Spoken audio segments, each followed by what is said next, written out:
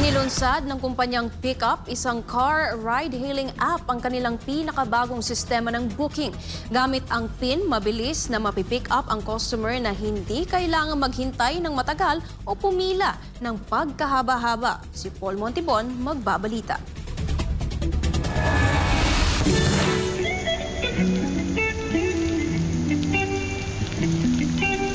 Mula sa nakasanayang ride-hailing app ng mga Pinoy passenger, narito ang pinakabagong kinagigiliwan ng lahat.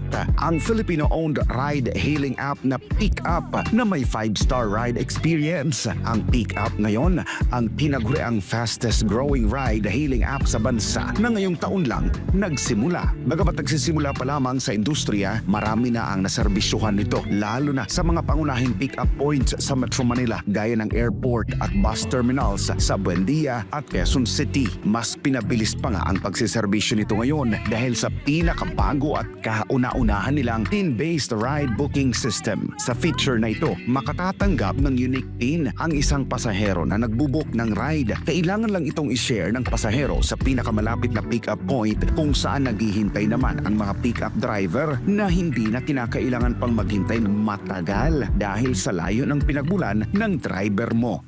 Ang main cause or issues na lagi nating nakakaharap ngayon ay yung tinatawag na pag nagbo-booking. Kung I'm sure marami na sa atin ang nagbo-booking ng ride-hailing, so ay pag nag-aantay.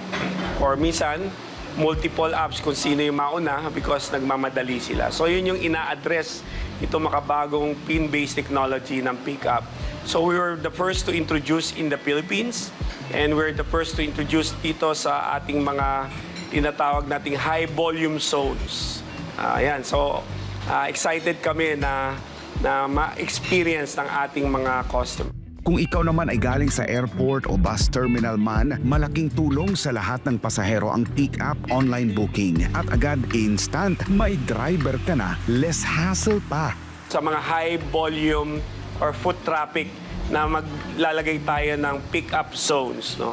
Na pwede silang mag-pick up and drop off ng mabilisan without any queuing at all. Hindi lang yan, bukod sa Metro Manila, umaarangkada rin ang pick-up sa mga karatig lalawigan nito gaya ng Cavite at Laguna. Isa rin sa pinakamagandang serbisyo ng pick-up ang kultura ng malasakit sa mga pasahero na kahit gaano kalayo ang destinasyon nito, walang driver na magrereklamo dahil sa dedikasyong makapagserbisyo sa mga mananakay, mapapinoy man o dayuhan.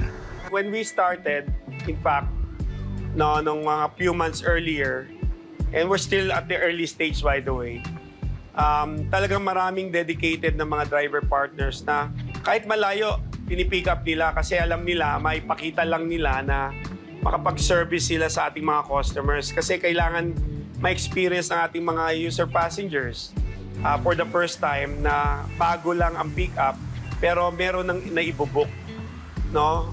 Although at this time of peak season, it's very challenging because of the too much demand. So, which we don't have enough supply to actually provide that. And sooner or later, as time goes by, we believe that we will have more than sufficient supply to actually provide our loyal customers and those who wish to actually try pick up. Kasi marami sila tingin kong differentiator na makikita at manonotice. Ngayong holiday season, pipilitin ang Pickup na mailapit ang kanilang serbisyo, lalo na sa mga stranded passenger at yung mga nais makasama ang kanilang mahal sa buhay nang walang delay. Kung gustong ma-experience ang quality car service na ito, i-download na ang Pickup online booking app para sa sulit at garantisadong ligtas na pagbiyahe. Para sa Diyos at sa Pilipinas kumahal, nag-uulat Paul Montibon, SMNA News.